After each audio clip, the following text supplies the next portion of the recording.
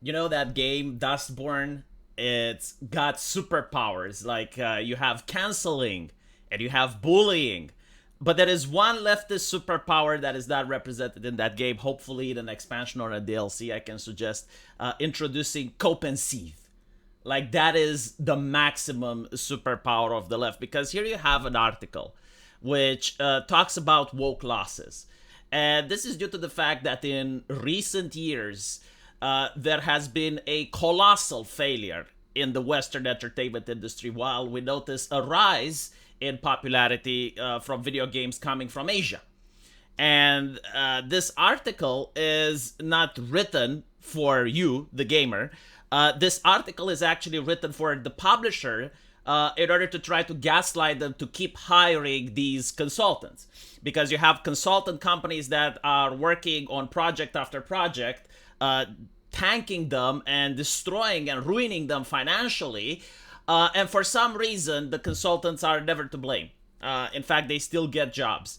Like, imagine if you have an engineer that works on 5 bridges and all of the bridges end up collapsing. Now, let's assume that it's not his fault. Like, he didn't have anything to do with the collapse of the bridge.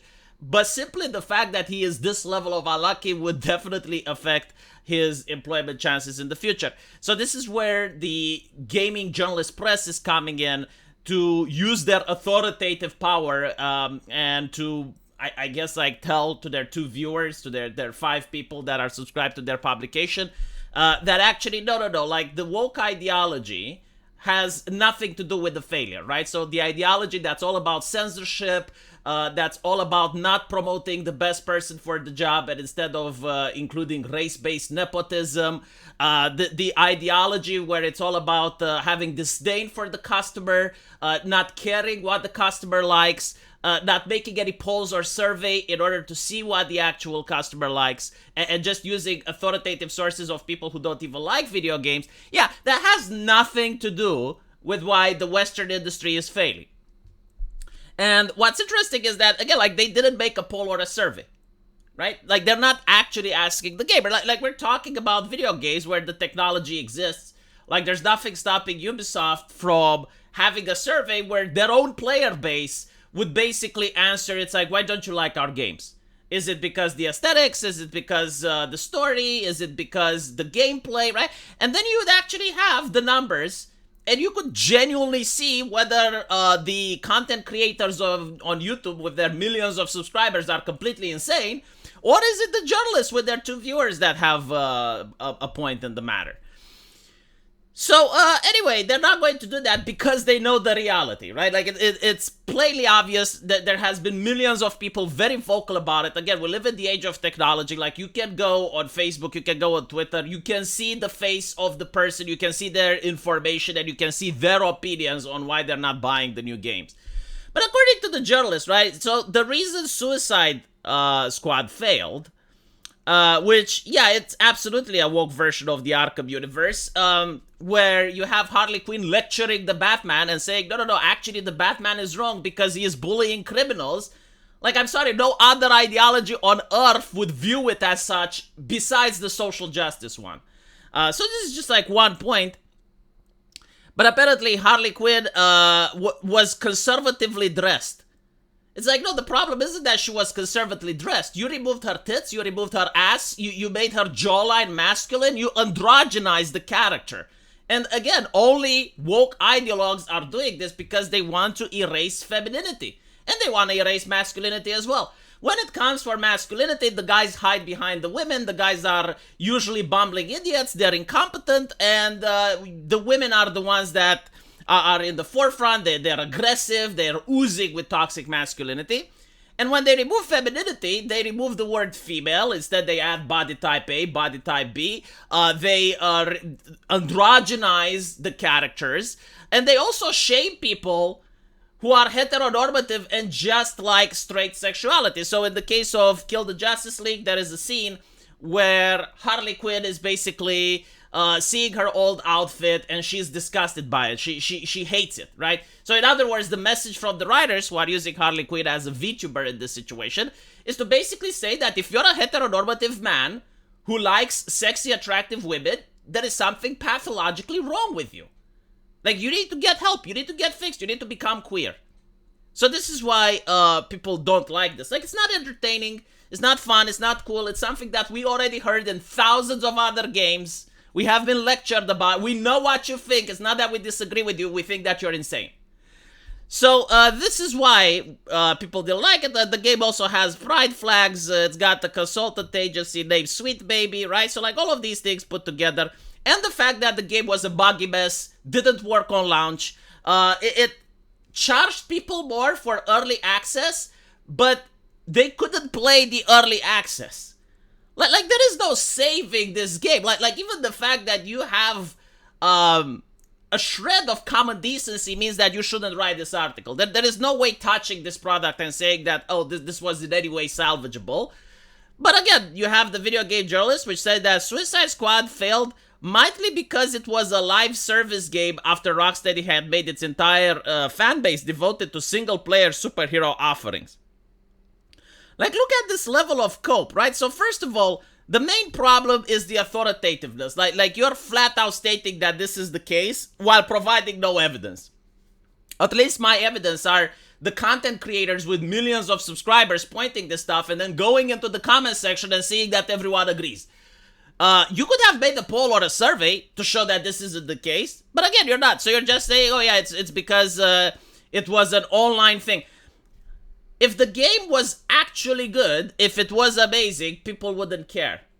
Like World of Warcraft, for instance, right? It comes out, Blizzard is renowned for making single-player games with a multiplayer component, but you can still play them without having to log online. And then World of Warcraft comes out, it offers a subscription fee, it requires people to connect online all the time, it requires people to give their ID when they make a purchase. I don't know how many of you remember that, but that was the case, right? Especially when you wanted to terminate your account, you also had to provide ID. So with that out of the way, people still played World of Warcraft. So this is like a level of cope that's not even rooted in reality. And then we have Concord, a game which has more pronouns in it than people playing. And yes, it is the pronouns because it's associated with the ideology. You are trying to erase femininity, and a lot of people are pissed off by it. Believe it or not, most people love their moms, most people love their girlfriends, their wives. They do not like the fact that there is an ideology that is using video games as a vehicle in order to erase femininity. And this is not like a conspiracy theory. We know that the consultants are actively expressing this. Like, they're out there and saying that, yeah, this is what we want to do. They're on record, that they are in public places speaking to an audience. It's called the gender abolition movement. Feel free to Google it. Right? So, like, people do not understand why they need to fund this with their cash, why they need to support this with their wallet. Like, if this is what you believe, that's great. But that doesn't mean that it has to be paid for. And the left does the same. When J.K. Rowling makes a game, well, actually, she didn't even make the game. She was just getting royalties for Hogwarts, and the left was harassing VTubers for playing it. You don't see the same publication writing articles. You don't see them talking about it. Like why are they talking about Hogwarts? Why are they talking about Concord? Why are they talking about Suicide Squad? Why don't they talk about Hogwarts at all? So apparently, according to them, the cope is that Concord started development right after Overwatch launched in 2016, and arrived to the shooter landscape dated with an ill-conceived $40 price tag, and failing meaningfully to stand out from its competition. I'm sorry, what competition? What competition? Like, Overwatch right now is in such a bad place that they're selling it on Steam. I think last time it was even given away for free. So, like, what competition are we talking about? There is no competition. People would love to actually play a hero shooter game right now that's done well. Like, if you manage to create a game with the same atmosphere and vibe and Overwatch looking like characters, because Overwatch had really sexy and hot characters, right? Like, it still had the characters that some people who never played Overwatch couldn't name, like Zarya, but there were a lot of other characters that people who never touched Overwatch could name, like Pharah. So, no, like, Overwatch actually used aesthetics. They used eye candy in order to drag people's attention. Meanwhile, Concord uses eyesore in order to move people away. Like, the moment I saw that, how should I even call it? I don't even know. That absolute unit that they presented on the box, you know, that lady, which was 10 times the size of my father, looking at me with disgust and disdain because I'm even contemplating on playing the game. Like, that told me everything that I need to know. And then you see the developers being cheeky little shits on Twitter, being antagonistic with their customers, being aggressive with their customers. Why would I ever support that with my hard-earned money? And then it's like, ill-conceived $40 price tag. How is it an ill-conceived $40 price tag? Like, we live in a world where video games sell for $120. What the fuck are you talking about? $40 is actually a good price. Like, if the game was good, people would buy it. Like, $40, it's fucking nothing. There's Age of Mythology coming right now. And if you want to get it, it's $20, the original game. But if you want to play earlier, it's an extra $20. And you also get a DLC. So it's $40. Do you know how many people are buying it? Compare it to Concord. Like, fuck off with this scope that the price is a problem. Jesus. The Acolyte. Another one. The Woke series featured essentially no white male characters. And by the way, you know, like, watching things that have no white male characters isn't a problem in itself. Like, I grew up with Chinese movies. I'm really happy watching Korean films. In fact, I think that Korean films are vastly superior right now to anything that America produces. Squid Game, for instance.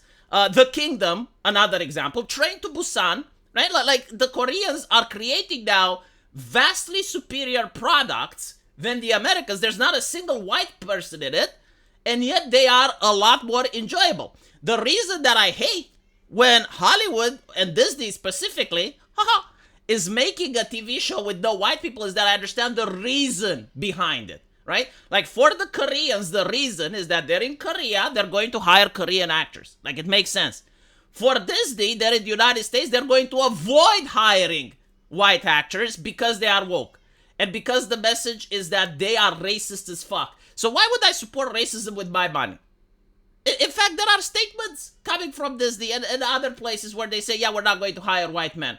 So you can have, like, the best actor in the fucking world. They would not hire them. So why would I support that, right? Like, a lot of... It's interesting how the left, when they're making purchase, they're very conscientious. Like, they understand that nothing exists in a vacuum. They understand that everything is political. So, like, Hogwarts game, very problematic. They're not going to support that. There was another game that came out, an indie game made by a Polish dude. He didn't want to include LGBT romance in it. They don't want to buy that, right? So, like, they're very conscientious when it's coming to buying stuff based on the politics of the people who made it, based on the surrounding culture. But for some reason, they don't expect right-wingers to be like that. They expect, like, no. You as a right-winger, you should just buy the game, watch the movie because reasons. It's like, no, I'm sorry, that's not how it works, right? Like, the very reason why actors and why studio creators are very outspoken about their politics is because they think that sells. But I'm sorry, times have moved on. The age of progress is upon us. We moved away from your backwards ideology that remains in the past, and we're not going to fund it with our money. So apparently the show cost $180 million to make.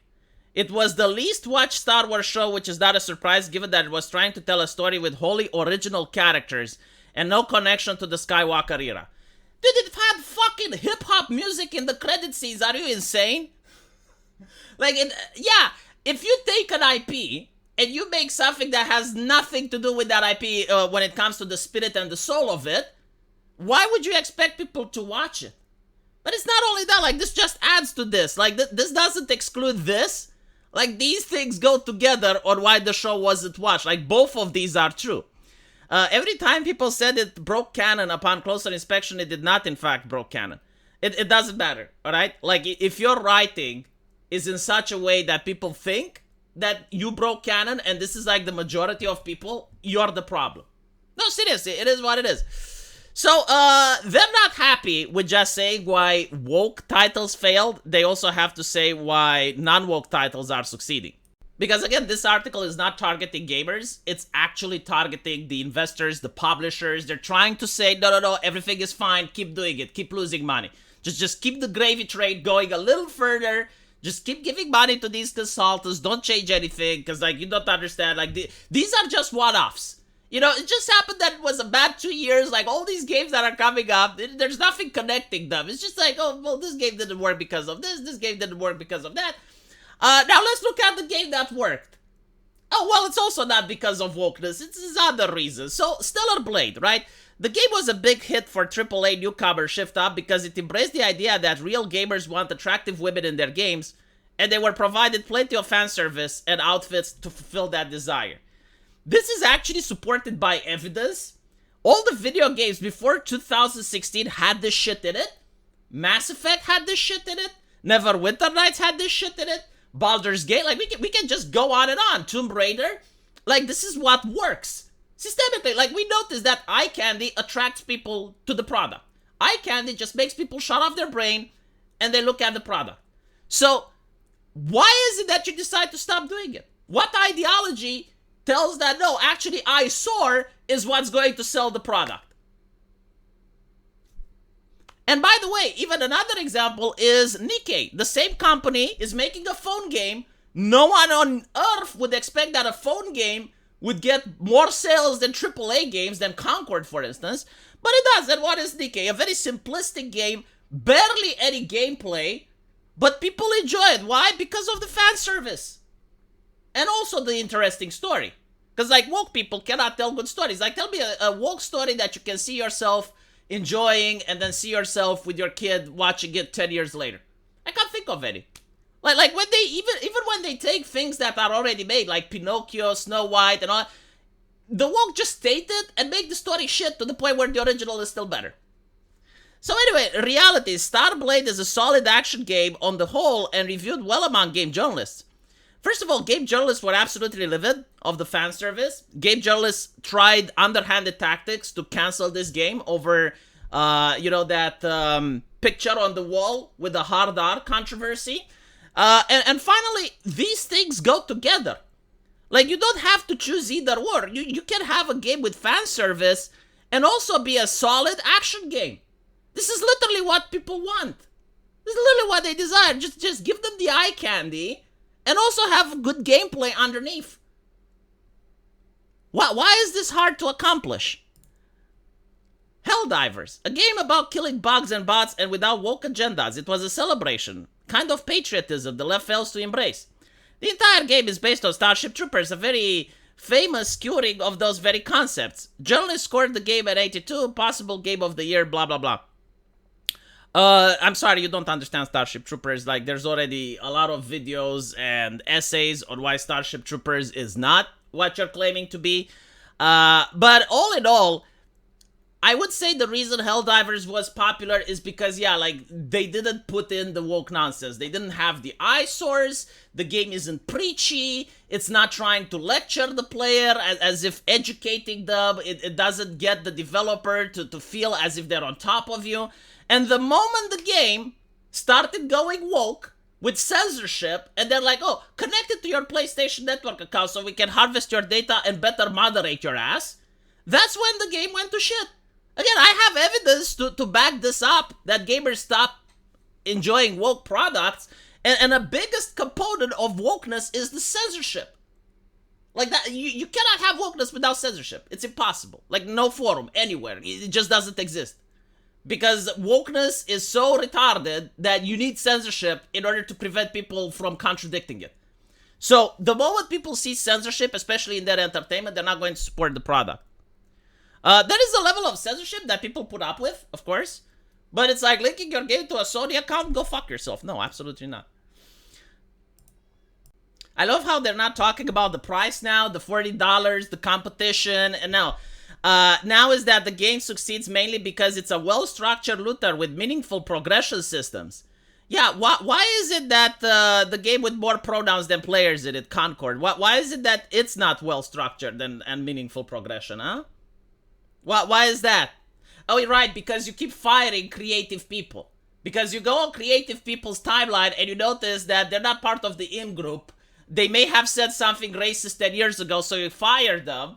And you end up with all these talentless drones that just do what they're told. They're really good at following orders, and they're really good at, maintaining the collectivism of the company. But they're shit at creating. This is why the games are filled with bugs. This is why the games lack what you call meaningful progression system and endless target farms, etc., etc. But again, one does not deny the other. Like, the eye candy is what drags people to the game. It's what gets people to start an account. It's what gets people to actually explore the game. And then this is what keeps them hooked. They're both necessary. This is necessary to get people interested, because if you have the eyesore, most people won't even experience this part. Why would I buy a game where the female character is looking at me as if she's disgusted with me? And she's judging me, and she's disturbed by my very existence. Why would I even be interested in installing that shit on my hard drive? And there's a lot of people and Cope saying, well, yeah, Concord is a good game. It's like, oh, yeah, sure, but like nobody's going to find out with your eyesore. And then it's Wukong. I mean, this is the biggest Cope that I can see. The racism from the left is astonishing with this. They're basically saying that a lot of players that are playing this game are Chinese, implying that a Chinese person doesn't count as much as an American. Like, what is the argument exactly? What is the argument? It's can anyone explain it to me? It's like, oh yeah, like a lot of people that play this game are Chinese, so therefore, it's like, therefore what? Therefore what? The West can also break into the Chinese market and has done so in the past. World of Warcraft was a highly popular game in China, so don't give me this shit. No, Chinese people just refuse to play American slop. But when America used to create actually good products, like World of Warcraft was very popular in China, StarCraft was massively popular in Asia. What are you talking about? Yeah, of course, there's some patriotism, obviously, where, like Poland is going to support the developers of Witcher, China is going to support the developers of Wukong. Right, that's true. But what's stopping America from supporting Concord? Like, Concord is the essence, the very quintessence of American culture, huh? Where is your patriotism? Oh, that's right, you try to kill it all the time in entertainment. It's like, America evil, America bad. America systemically system, racism, sexism, oh, America evil. So then when you release a game that's actually promoting American culture, like Concord, no one wants to buy it, even the Americans, right? Why isn't Concord hyper popular in America? And by the way, I will say another thing. Why aren't journalists and other people who apparently shill for Concord, why aren't they using thumbnails from Concord characters in their bios? Because I remember when Overwatch came out, a lot of Mercies and a lot of Pharahs and a lot of other characters were on Twitter. Like, people using that avatar in order to represent themselves. Even with Wukong, I saw a couple of female characters, that Spider Lady and shit. I saw some people on Twitter using that. And on other social medias, on Discord and other places, like, people are using the faces of the NPCs. Why don't we see that with Concord? Why don't we see that with Suicide Squad? Why is it that every single time someone uses a picture of Harley Quinn, it's not from Suicide Squad? Why aren't people cosplaying these characters? Why is no one cosplaying Concord characters? So these are the questions that the journalists failed to answer. But again, like, this is not an actually informative article. This is an article that's meant to gaslight the publishers, that's meant to gaslight the investors. Because again, like, the idea is, like, do not add sexy women in your video games. Because if it was an honest answer, an honest article, it would be like, you know what, fine, let's try it. Let's fucking try it. Just add one sexy female character. You have Concord, and you have, like, all the monstrosities there, but, like, you should have, like, one waifu. Just one, just so we can see what people think. Just so we can see what the market would say if we make one game like it. I mean, surely it's not going to create anything, right? Surely it's not going to sell more. Surely it's not, right? Because at the end of the day, gamers genuinely do not care about aesthetics, right? That's why they're spending tons of money on a graphics card, because they do not give a single fuck about aesthetics. In fact, you can just have stick figures in all of your games, and it would be the exact same, right? If Nikkei would have had stick figures rather than sexy women, it would still sell. If Stellar Blade had the stick figure, it would still sell, right? This is their mentality. This is what they think. Unbelievable. Let me know what you guys think, though, and as usual, I'll see you in the comment section. Take care.